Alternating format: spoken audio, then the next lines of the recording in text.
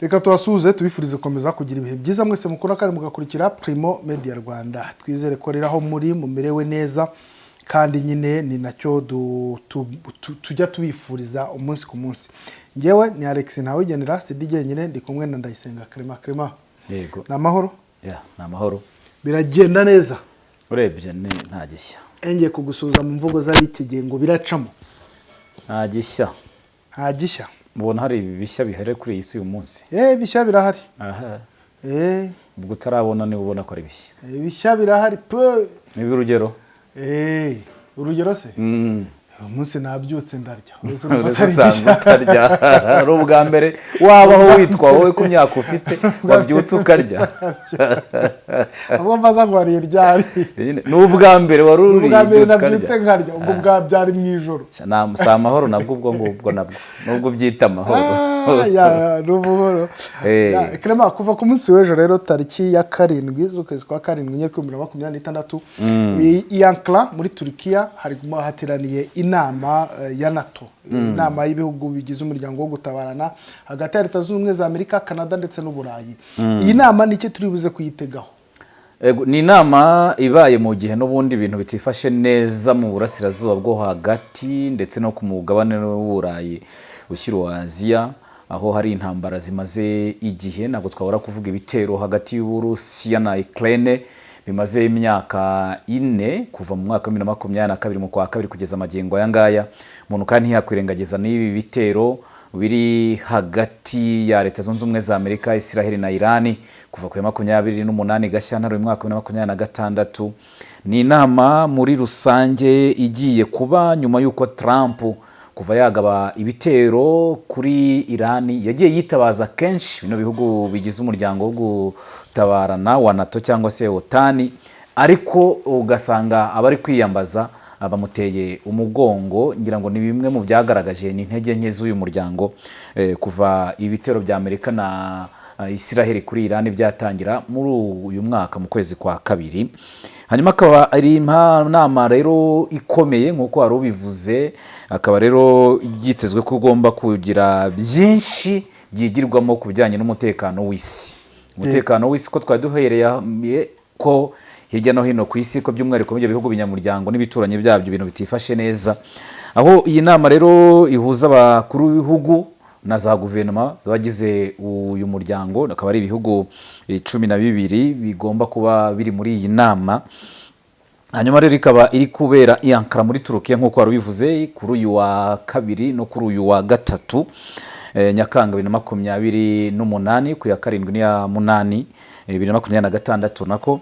Urumva ko ni iminsi 2. Akaba ari inama rero iri mu nama zikomeye zibaye muri iyi myaka ya vuba, kandi ikaba iri kubera muri biriya bihugu muri Turukiya, kandi Turukiya nayo akaba ari igihugu gifite ijambo rikomeye mu bibera mu isi nacyo kandi cyototerwa nacyo n'intambara mu myaka iri imbere. Ariko muri rusange impamvu nyamukuru y'iyi nama nuko ari inama igamije cyane kureba uko ibihugu binyamuryango bya NATO cyangwa se OTAN byahindura amasezerano y'ishoramari ndetse no kwirinda byandi bavugaga byo gutabarana kwa kuri mu kwirinda. Noneho kandi ngo ibi bintu bikaba byava mu mvugo bikajya mu bikorwa. Buriya ntabwo ari ahantu ku isi hirya no hino usanga ari ibintu biba biri mu mvugo, biri mu nyandiko bitarajya mu bikorwa. Bakaba bashaka ko ibintu biva mu magambo rero bikajya mu bikorwa. Ibihugu rero bikaba byiyemeje kongera amafaranga bishora mu bwirinzi, akaba yagera kuri 5% avuye kuri 3.5 by'umusaruro mbumbe w'igihugu, byo bita GDP, mu bijyanye rero n'umutekano n'ubwirinzi. Uvuga ngo intumbero ya mbere no kurakuna amafaranga yakongerwa akava kuri 3.5 akaba yagera kuri 5 kugeza mu mwaka wa 2035. Ubwo ni igihe cy'imyaka 9 iri imbere, kandi n'ubundi bari barayongereye agera kuri 3.5, kandi nabwo ibihugu binyamuryango ntabwo byatangaga neza kuva mu mwaka wa 2015 kugeza magengo aya ngaya. Ubwo rero no kwikebuka ngo barebe uko bakongera aya mafaranga kandi bakarushaho gutanga iyo misanzu mu rwego rwo kurushaho kwirinda. Hanyuma rero ibiri ku murongo y'ibyigwa muri rusange bikomeye cyane bikaba birimo kongera umusaruro w'intwaro n'amasasu. Ahangaha ku bijyanye no kongera umusaruro n'intwaro n'amasasu birajyanirana noneho no gukora misile nshya n'ubundi bushobozi bwo kurasa kure. Twavuga ibijyanye na misile no kurasa kure rero aho ngaho nibwo naho ibihugu byahise bitera intambwe ikomeye, ariko ishobora kuba wahita ko ikomeye kuri byo, ariko nanone ishobora kuba yaba ari n'intambwe yo kugira ibindi yabihungabanya hirya no hino ku isi. Kubera ko ibihugu 12 bya NATO bikaba bigiye gushora miliyari 50 z'amadolari ya Leta Zunze Ubumwe za Amerika mu gukora misile zirasa kure mu rwego rwo kwirinda muri rusange. Izo urumva ko ari amafaranga menshi miliyari 37 z'amapaundi zikangana na miliyari 50 z'amadolari ya Leta Zunze Ubumwe za Amerika. Urumva ko ari amafaranga menshi. Ibyo bihugu rero bikaba birimo n'igihugu cy'Ubwongereza, bikaba byatangaje uwo mugambi wo gutanga ayo mafaranga akaba agomba kwifashishwa mu gihe cy'imyaka 10 iri imbere, bivuze ko bari kugira 2036 uhereye uyu munsi, ngo hagamijwe gukora misile nshyashya zishobora kurasa kure cyane kugira ngo zibashe kurinda muri rusange ibihugu binyamuryango. Ubwo na Amerika n'Uburayi bagomba kuba birinda. Urumva ubwabyo nukongera handi twari tuvuze ibyo kongera intwaro n'ibikoresho, kongera izo drone na za misile. Urumva ko kongera amafaranga ubwabyo ari ukongera ibyo bikoresho bya gisirikare. Kandi Alex, twibukiranye ko bino bihugu byinshi binyamuryango bya NATO ni ibihugu bimaze igihe rwose bitajya mu ntambara. Kuva intambara ya kabiri y'isi yarangira, ibyinshi biheruka yo icyo gihe. Biheruka icyo gihe, yes. Wareba imyaka ishize kuva mu ntambara ya kabiri y'isi niyo wahera muri 50. Muri 50 ubwabyo wasanga ari imyaka hafi 80.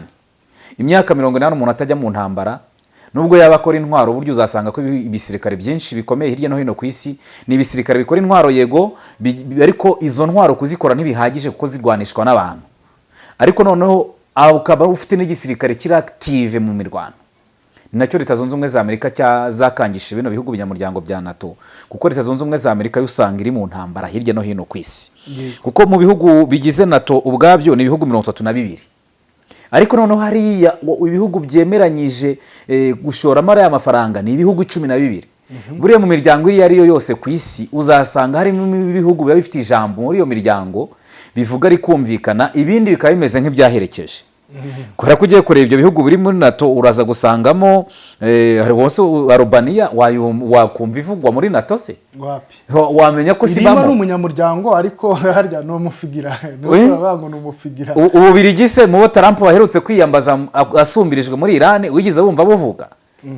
Nose wigize wumva avuga za Bulgaria, Canada, Croatia, Czech, Denmark, Estonia, Finland, Ubugereki, Hongiriya, Iceland, Latvia, Lithuania, Luxembourg, Montenegro, Ubuholandi, Macedonia y'Amajyaruguru, Norvège, Pologne, Portugal, Romania, Slovenia, Spain, wenda Spain yo yarayivuze. Uraza gusanga muri no bihugu rero ubwabyo nubwo biba bivuga ngo byishyize hamwe birakomeye, uraza gusanga hano muri NATO ubundi iyo bavuze NATO wakumva Leta Zunze Ubumwe za Amerika, urumva Alex, ukumva Ubwongereza, ukumva Turukiya, Espagne ura nayo ntiwayisiga inyuma, ukumva Ubudage n'Ubufaransa, abandi bose ushobora kuba wabashyira nko mu bafigira mu bihugu biherekeje ureba ibyo bihugu binyamuryango. Ariko noneho niba ari ukongera, niyo mpamvu no kongera amafaranga, impamvu nari mvuze ibyo bihugu binyamuryango ni ibihugu 12 muri 32 wakweza ngo 2020 hehe. Kandi noneho wajya kureba ibisanzwe bifite ijambo bwabyo uraza gusanga byo bitagera no ku 10 muri ibyo bihugu bisanzwe bifite n'amateka akomeye mu ntambara. Wenda ushobora kuba wakongeramo n'Ubutaliyani, nabwo ushobora kuba wabushyira mu bya bihugu bikomeye bifite ijambo, ko no mu bihugu byateranye amagambo muri iyi ntambara cyangwa se ibyo bitero hagati ya Israel, Amerika na Iran, na Minisitiri w'Intebe w'Ubutaliyani wabonye ko yambikanye ubusa na Trump cyane rwose. Torinso uzi ko izi design nzizi mu mijyi ikomeye yo za Singapore ina natwe dusigaye dufite abahanga muri finishing. Ndabibona rwose. Ntuboneribuye n'aya marangi. Yego. Aya mabengeza tuyakesha Home Finishing Company Limited. Basirimu y'u Rwanda pe. Home Finishing Company Limited, inzobere mu kongerera agaciro inyubako kubera finisage itagira ukwisa. tunakugira inama ku ibuye cyangwa irangi bikwiye inzu yawe maze abafundi babo b'abahanga bakayiryoshya. Aya mabuye ya design n'aya marangi kimwe n'ibindi bikoresho by'ubwubatsi biha agaciro aho mutuye n'aho mukorera ni mu bigure ku giciro cyiza muri Kenkayeri Home Finishing Company Limited mu karere ka Gasabo, batsinda hafi ya gare imbere y'umusigiti. Telefone yo ni 0788 Home Finishing Company Limited. Uyu mujyi kurimo amaduka menshi agurisha amatelefoni, ndakuraho iryizeye nguramo iPhone kandi bakampa garanti. Niba nawe wibaza ikibazo nk'iki, sigaho kubunza imitima wirirwa ushakisha, kuko Future Mobile Store niwo mwihariko wacu. Uhereye ku mafaranga 150 gusa, iri duka riraguha telefone zigezweho za Samsung na iPhone n'ama accessoires yazo nka charger, screen protector, cover, écouteurs, speaker ndetse n'ibindi. Kuva kuri iPhone XR kugeza kuri iPhone 17 Pro Max na Samsung Galaxy 05 kugeza kuri Samsung Galaxy S25 Ultra na Fold 7 zose nshyashya kandi ku giciro gisa n'icy'uruganda, urazisanga muri Future Mobile Store. Ushaka guhindura telefone ya iPhone cyangwa Samsung ufite ukagendana nigezweho ibizwi nka top up, urayizana ukongera udufaranga duke tukagufasha kuyihindura ukagendana nigezweho. Umwihariko muri Future Mobile Store ni uko iguze telefone yacu tuguha garanti y'imyaka 2. Waba uri muri Kigali cyangwa uri mu ntara, iyi telefone turayikoherereza kandi tukishyura igiciro cyo kuyikugezaho. Dukorera mu nyubako yo kwa Makuza ateganye na parking ya Beka, hakurya haba haparitse abamotari ku muryango wa 35. Ku bindi bisobanuro waduhamagara cyangwa ukatwandikira kuri 07847286 no kuri website wa@futuremobile-store.rw. Wadusanga no ku mbuga nkoranyambaga zacu hose ni Future Mobile Store. Gana Future Mobile Store, telefone zigezweho mu Rwanda tuzishyire mu biganza byawe. Ariko Clement, muri iyi nama n'ubundi twagaragayemo kongera kutumvikana cyangwa guterana amagambo hagati ya Donald Trump ndetse na Espagne. Aho Donald Trump yavuze ko ubucuruzi hagati ya Leta Zunze za Amerika na Espagne rwose bugomba guhagarara, atagikeneye ubucuruzi na bumwe bwera cyangwa bwirabura. Afite umukecuru agundaga kuvuga gutyo ngo nta cyera cyangwa kirabura, ubwo no kuvuga ngo nta kintu na kimwe ashaka kuzongera gukorana na Espagne kigendanye n'ubucuruzi. No kuvuga ngo kana konyine hagati y'abanyamuryango. Nuvuga ngo ntabwo regira imiryango yose nibyo nari mvuze ngo ntabwo ifite ijambo ringana, kandi imiryango ubwabyo abenshi buri aba banabizi n'abari abayibamo baba bazi ko itari mu nyungu rusange. Kutumvikana kw'abanyamuryango nyine bigaragaza ko n'uwo muryango ubwabwo butaburiho mu nyungu rusange. Niba Trump ari umunyamuryango wa NATO igizwe n'ibihugu 32 twari tubonye haruguru aho ngaho, ariko ugasanga nanone ifite ijambo birimo rikomeye, ntabwo ari byose. Nibyo byemezo turi kuvuga byo gushora amafaranga bakayongera akageza kuri miliyari 50 z'amadolari ya Leta Zunze Ubumwe za Amerika agashorwa mu gukora ibyo bitwaro, uraza gusanga ari ibihugu 1232. Yego. Urebye ukuntu Leta Zunze Ubumwe za Amerika zitwaye muri intambara cyangwa se muri ibitero zashoje kuri Iran kuva ku 28 Gashyantare kugeza magingo aya ngaya, Leta Zunze Ubumwe za Amerika zasumbirizwa, uziko biyambaje no mubo biyambaje. Bireta bikwereka ngo nibihe bihugu binyamuryango ubwabyo bifite ijambo muri NATO. Ibihugu yiyambaje Espagne, iyo ngiyo warutanzeho urugero tari gucana waka. Kuva yagaba ibyo bitero, Espagne yahise imubwira ko idashyigikiye iriya ntambara, nta gikorwa na kimwe cyayihuza cyangwa se cyabateranya na Iran yakora. Yima ibirindiro bya gisirikare Leta Zunze Ubumwe za Amerika ngo bazifashishe. Yima ikirere ngo bakifashishe. Nukwerekana ngo nubwo turi abanyamuryango tugeraho duhurira, ariko ibyo gukora ntabwo tubishyigikiye. Ushobora gutera natwe igihugu, ushobora kudutera ibibazo kandi twebwe nta nyungu dufite muri iriya ntambara. Intambara ni yawe, ntabwo ari ya NATO. Nubwo uri umunyamuryango wacu twitwa ko tugomba gutabarana, bikanakwereka ngo niba Amerika bataranayitabaye ubwabyo, birakwereka n'intege nke nanone z'uriya muryango. Kandi uyu muryango ubwawo nubwo uhari, uyu muryango ni Leta Zunze Ubumwe za Amerika. Noneho tunavaneho na bya bihugu twavugaga bindi nabyo, nubwo twabicamo nk'amatsinda 3. Hari Leta Zunze Ubumwe za Amerika zitanga umusanzu ku kigero cya 60 no hafi na 2% by'ibikenerwa byose kugira ngo ibikorwa bya NATO bikore. Nose urumva atari Leta Zunze Ubumwe za Amerika, nubone ni Leta Zunze Ubumwe za Amerika. Ibindi bihugu bindi twavugaga ubwo Butaliyane, ubwo Bwongereza, ubwo Bufaransa, iyo Turukiya, iyo Espagne, ubwo Budage, ubwo ushobora kuba wabishyira mu gakangara ka kabiri. Gakangara ka mbere kaba karimo Leta Zunze Ubumwe za Amerika. Gakangara ka kabiri ushyiremo ibyo bihugu twari tuvuze, Ubwongereza, Ubutaliyane, Ubufaransa, Ubudage, Espagne. Ushobora kuba washyira na Turukiya kuko nayo irakomeye no mu gisirikare no mu bijyanye n'urugamba, ukaba washyira mu gakangara ka kabiri. Mu gakangara ka gatatu rero ushatse washyiramo bya bihugu bindi bisigaye. kuko biriya bihugu ni na gake wakumva byapfuye kwivanga mu ntambara, kuko hari n'ibyo bafata igihugu nka Islande uvuga ngo nikijya kurwana intambara gishaka iki. Hari ibihugu biri aho ngaho biba byimereye neza, ufate nka za Finland uvuga ngo Finland irajya kurwana intambara, koko Finland abanyafinland baraba bashaka iki bagiye mu ntambara koko. Uzasanga Finland ni igihugu cyiza mu maraporo yose aza kiba kiri ku isonga mu bintu byiza, kirajya mu ntambara se kumara iki? Nuvuga ngo rero kutumvikana ukwabyo ni cya gitugu cya Leta Zunze Ubumwe za Amerika cyo gushaka kwemeza ibintu ku ngufu, kandi mu banyamuryango si ngombwa ko mwemera ibintu byose kimwe. Hari umuntu ugira ukwemera kwe, wenda mwagera kugera kuri rusange mukagira ibyo mwemeza cyangwa se bikanga, ariko wareba no muri rusange ibyo ngibyo biri gukorwa biragaragaza ko n'abanyamuryango ubwabyo ibyo bari gukora barimo kuba ari igitutu cya Leta Zunze Ubumwe za Amerika, kuko ari isa nkaho ibahatse muri rusange. Kandi niba barasabaga ubwo bufasha ibyo bihugu twari tuvuze, yagiranye ibibazo na Espagne, yagiranye ibibazo na Minisitiri w'Intebe w'Ubutaliyani, aravuga ngo yicuza no kuba barifotozanyije. Umuntu aramubwira ati ariko ntabwo wifotozanyije nanjye ku gahato, kandi uziko bari inshuti n'uriya mugore cyane na Trump.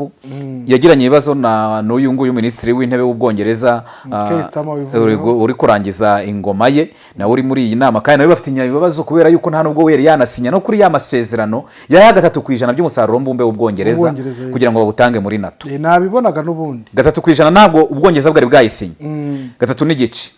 Noneho bari kuzamura bageze kuri 5. None uraze umuntu utarasinya 3.5 azasinya 5. Noneho yanabanza nta nubwo yanasinyira icyarimwe 3.5 ngo ahite asinya na 5 icyarimwe, azabanza asinya 3.5. urumva ko umuntu yaza agahita asinyira icyarimwe, yanze 3.5 none ahita asinya 3.5 asinya na 5, biracyagoranye. None hari no mu muryango usohoka kuko yamaze kwegura, nubwo yari yitabiriye inama, ni mu nama za nyuma yitabiriye nka Minisitiri w'Intebe w'Ubwongereza. N'ibyemezo urumva ari gufata ibyinshi birimo kwigengesera, n'ubundi witege ko Trump araza no kumwibasiramo hano, kubera kubona ko ibyemezo bye, kandi nk'Ubwongereza ni igihugu nacyo gifite ijambo cyane, yagombye no kwishingikiriza ko n'igihugu cy'Ubwongereza nicyo cyahoze gikoloniza Leta Zunze Ubumwe za Amerika mu myaka 150 ishize cyane. Nibo bigobotoye ejo bundi tariki ya 4, nibo bari barimo bavuga bati buriya twarabakize.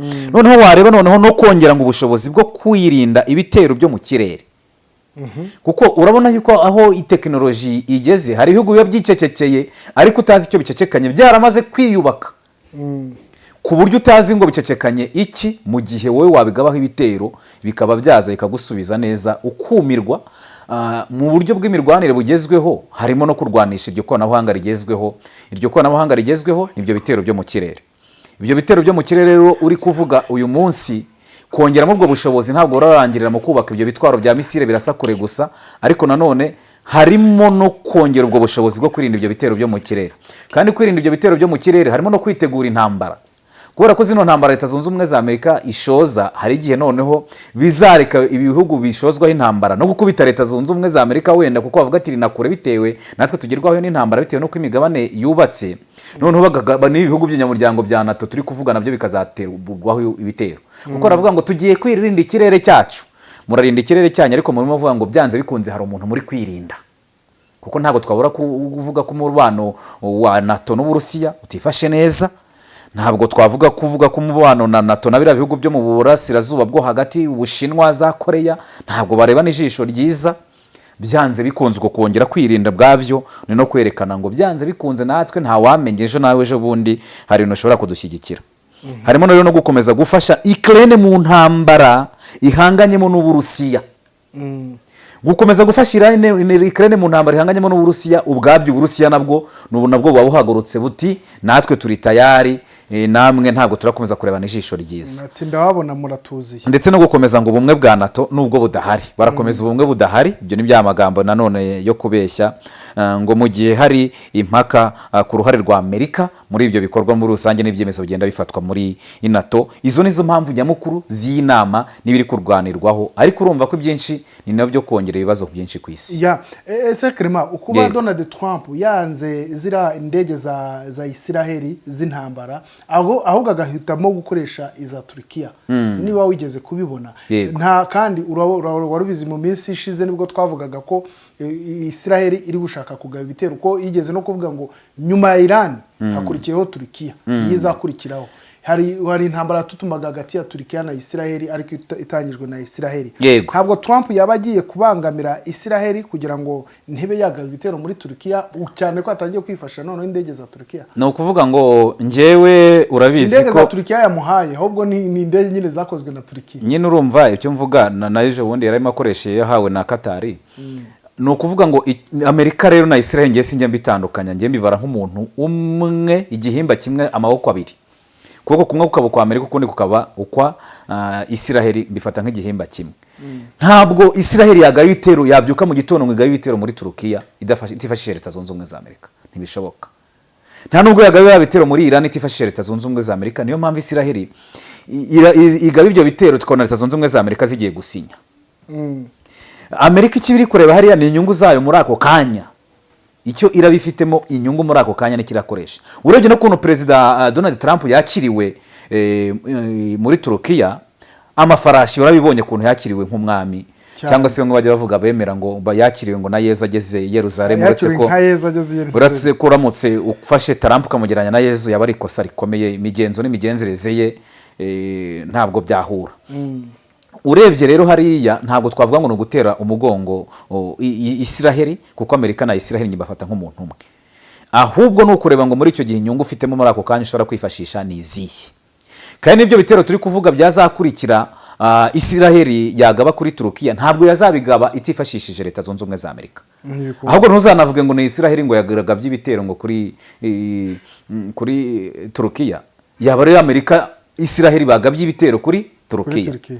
Ndetse no mu Turkiya ibyo turi kuvuga uyu munsi imaze igihe yarabyiteguye warabonye no mu minsi ishize imurika iki intwaro.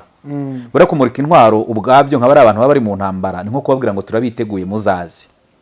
Ukongera ukamenya ko mu ntambara ziri kurwana hirya no hino ku isi abari kuzirwana bakagerageza kuzitsinda ntabwo uraza gusanga bazitsinda batifashishije ibikoresho biva muri Turkiya. Yaba ari izo ndege zigezweho zitagira abadereva cyangwa se abapilote izo drone yaba ari ibyo bitwaro birasakure. Turkiya ni kimwe mu bihugu bifite igisirikare gikomeye hirya no hino ku isi gifite intwaro zikomeye hirya no hino ku isi. Na bino bihugu bya Afrika ibyinshi ni mu bimwe bihora mu ntambara ni bike wasanga bidafite intwaro zikorerwa mu gihugu cya Turkiya. Ibyo byongera kwereka ko hari iyo byageze mu nyungu ukorana n'uwo nanone uri kubona nanone hari inyungu wamubyazamo. Kabone nubwo na wundi utamutaye ntabwo twavuga ko Amerika yataye Israel kuko ntitubatandukanya ni umuntu umwe cyangwa se ni umuntu umwe igihimba ni kimwe amaboko atandukanye. Ntabwo rero twavuga ko Trump yaba yataye Israel ahubwo ni inyungu ze ari kureba cyangwa se inyungu za Amerika ariko nanone za zindi za Israel nazo zikaba zitavuyeho kuko mu bintu bagomba kuba banakora cyane bashyize imbere Alex ugomba kumenya muri iyi nama nibyo biraje ishinga NATO ngo no mushinga wa misile wiswe deep precision strike. Deep precision ngo ni igipimo cyanyacyo uronde b'abantu barasa intego ni ukuvuga ngo mu kurasa intego rero ubwabyo harimo kudahusha. Wabonye Museveni ejo bundi yigamba ati nubwo ngeze mu myaka 80 ariko ngiye buriya sinjya mpfa kurusha ndacyahamya arimo no kwigisha nabo mu nteko ishinga amategeko kurasa intego. Ni ukuvuga ngo rero ngaho nabo rero uwo mushinga agomba kuba ari umushinga ugomba kubafasha gukoresha ubushobozi buke kandi bagatanga umusaruro mwinshi. Gukoresha ubushobozi buke ni ukuvuga ngo nta sasu cyangwa se igisasu cyabo kigomba gupfa ubusa. Akaba ngo ari umushinga watangijwe n'Ubwongereza hamwe n'ibihumbi bihugu muri gahunda yo gukora misile zishobora kugera mu ntera ndende cyane kandi zigatera ahantu hateranyijwe neza kabisa. Twatoranyije niho hateganyijwe ni ukuharasa nta guhusha. Yego. Ibyo bihugu rero birimo na Denmark, Ubufaransa, Ubutaliyani, Norvege na Turkiya n'Ubwongereza byatangiye uwo mushinga wa OTAN mu guteza imbere ubushobozi bushya bwo kurasa kure harimo gukora misile n'ibikoresho bizifashishwa mu kuzitwara. Ari ukuzirasa no kuzitwara zikagera aho zigiye kurasirwa. Turkiya iri ku ruhembe rw'ibyo bisasu birasa bikarasa mu cyico. Bari kumwe muri NATO. None ukibaza ngo ubundi iyo ntambara yo kuzayirwana izarwanwa gute mu gihe Israel izaba yarashe igihugu cya munyamuryango cya NATO aricyo Turukiya. Kandi noneho bamwe bazahita batora uruhande, birumvikana bazahita batora uruhande, kandi ubona ko harimo no kwigengesera bino bihugu byinshi byo muri NATO nabyo ubona ko byisa nkaho byatubeshye, bisigaye bivuga gusa ariko ijambo bikaba rega bareba hari inyungu nyine byo nkubwira ngo kuzabona twongeye kubona binjiye mu ntambara y'isi yindi. Biragoye kuko bagenda birenge bagenda bikandagira rimwe na rimwe bagasubira inyuma. Kubera ko ngo ibingibi icyo bisobanuye nuko ngo OTAN ishaka kugira ubushobozi bwo gusenya ibirindiro by'ubwirinzi biri kure cyane. Hakaba harimo kandi ngo ishaka ko ngo uwatekereza gutera igihugu kigize OTAN amenye ko ashobora gusubizwa ako kanya. Icyo gitero uragitera ariko bahita bagusubiza ako kanya. Hakaba harimo kandi ngo nuko ngo NATO ishaka kugabanya kwishingikiriza kuri Amerika, kuko muri bya bihugu tuvuze nta Amerika tuvuzemo. Aba yaba ari amasomo rero bigiye muri iyi ntambara cyangwa se muri ibi bitero Amerika yagabye kuri Iran, bakabona yuko bo Amerika ibarekuye bashobora kugwa. Niyo mpamvu nabo batangiye kwitekerezaho muri ibyo bihugu tuvuze nta Amerika twumvisemo, nta irimo. Noneho rero niba nabo bamaze kubona ko batagomba kwishingikiriza Leta Zunze Ubumwe za Amerika, kandi twarabibonye ko Amerika ibarekuye bagwa, ni igihe cyanyacyo nabo cyo kongera kwisubiramo bakitekerezaho kugira ngo bongere bubake ibisirikare byabo. Hanyuma rero ngo ni uburyo bwo gukoresha kandi no gukumira intambara za kure, kandi ngo bikaba bafite ubushobozi bukomeye mu buryo umwanzi atagerageza kubameneramo no kubatera mu buryo bworoshye. Indi mpamvu nanone ngo nuko Uburusiya ari bwo buri kwibandwaho. Ntabwo wavuga ubundi NATO usiga Uburusiya muri iki gihe. Hanyuma rero ngo nubwo NATO ivuga ko ngo idashaka intambara,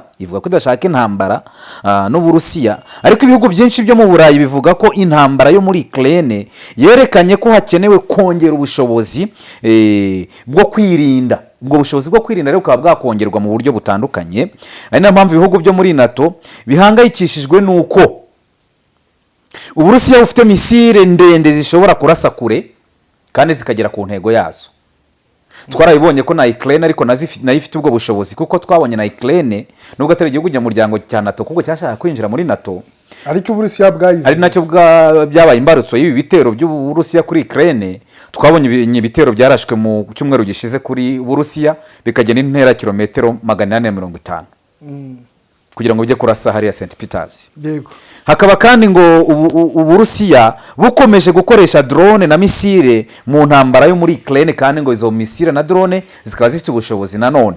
Bakavuga bati twebwe ko tumaze ya myaka twavuze igeze kuri 80 twibereye aho ngaho twaratimaje twarishingikirije Leta Zunze Ubumwe za Amerika, umunsi yaturekura ntabwo twahirima mu manga. Nabo batangiye kwitekerezaho ngo bongere bubake ibisirikare byabo, bakore n'intwaro zigezweho.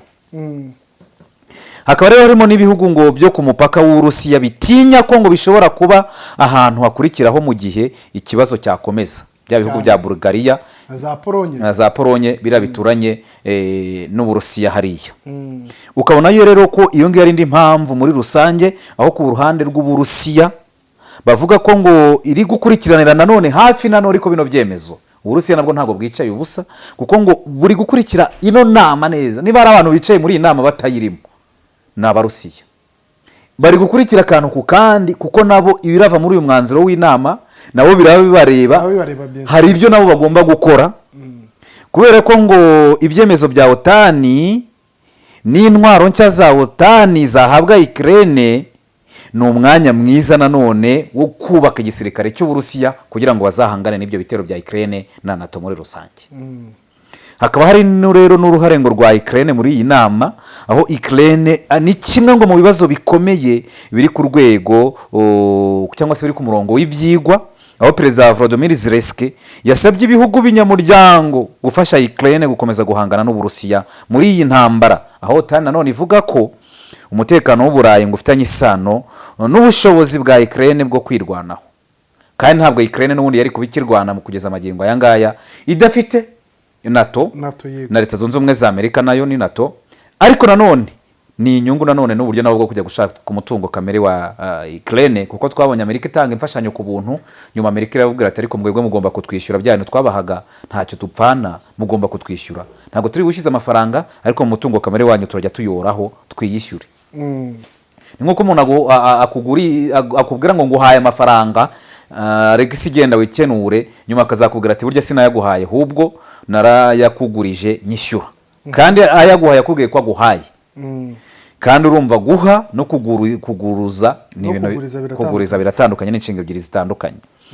Imipaka hagati ya Amerika rero n'Uburayi nanone nayo akaba ari ingingo ngo uri kuganirwaho, aho ngo hari ikibazo gikomeye muri iyi nama, ngo ari uruhare rwa Amerika, kubera ko babonye ko Amerika n'ubundi asa nk'ari yo nyiri umuryango nubwo utwererwa bya bihugu twavuze haruguru.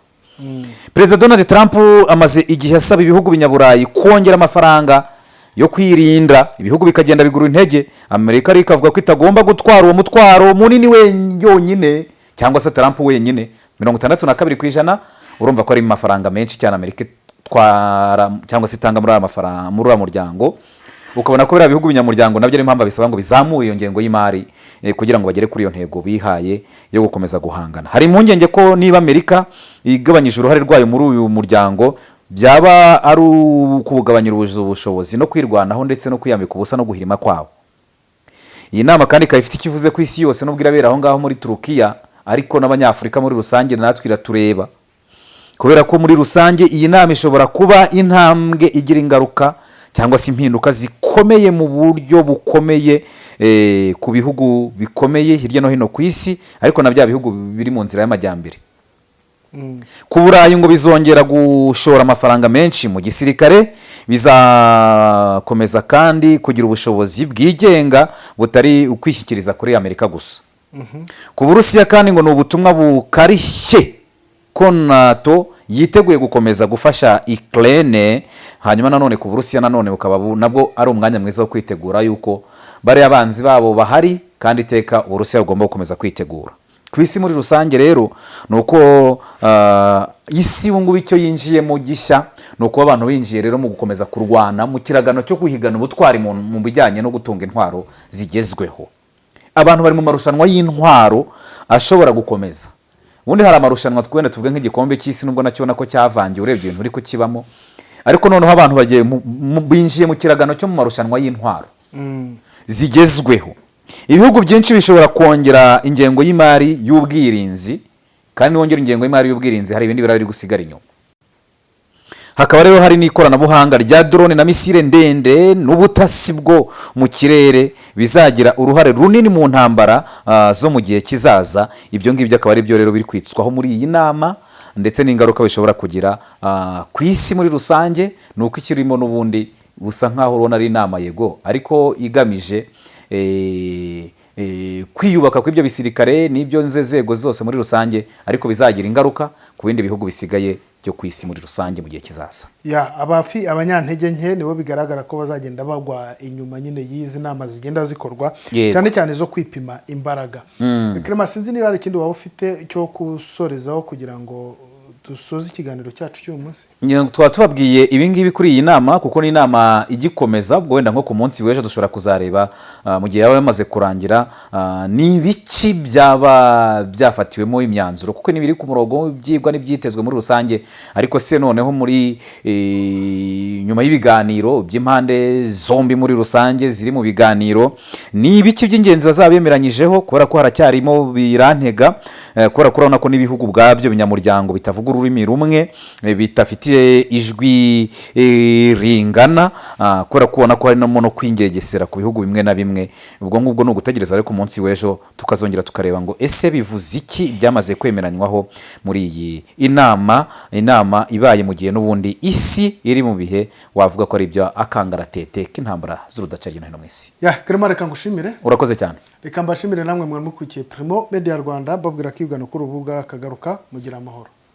Buri gihe uko usoje imirimo, iyo nta gahunda z'umuryango zihutirwa zigutegereje mu rugo, wifuza kuruhura ubwonko no kuganira nabo mwungurana ibitekerezo ku kazi kawe cyangwa ku iterambere ry'ubuzima, nguhitiyemo kwa Jados Bar Restaurant and Coffee. Aha niho hantu hatuje kandi hari smart, kuko baguha serivisi za 5 stars, waba wifuza kuhafatira amafunguro ku manywa, kuhakoreshereza komandi ikagusanga iwawe mu rugo, ku kazi kawe ndetse n'ahandi waba uherereye, cyangwa kuhasangirira n'abawe icyo kunywa yaba ibisembuye n'ibidasembuye. Ngaha ahantu hari smart mu mujyi wa Kigali kwa Jados Bar Restaurant and Coffee bafite aho mwaganirira hatuje, mwifuza gukora inama zaba iz'akazi, inama y'ubukwe, aho mwakwiyakirira muvuye gusezerana. Bafite ahantu hatuje hisanzuye kubifuriza abanyi isabukuru nziza n'ibindi birori. Bafite sale z'imyidagaduro, harimo aho berekanira imipira yose by'umwihariko yo ku mugabane w'Uburayi, aho gukinira biyari kandi zirenze imwe, ndetse n'abakunda gususuruka bafite bande ya karaoke n'igisope buri weekend. Bafite umwihariko w'akabyiniro night club. Jados Bar Restaurant and Coffee Shop ni ku Gisozi ujya Beretwari, ahegeranye n'icyapa cya bisi zijya mu mujyi. Bafite n'andi mashami hafi ya gare ya Batsinda ndetse n'i Kanombe mu Busanza. Kubifuza ko serivisi zacu zibasangaho muri, mwaduhamagara kuri 0788 35 11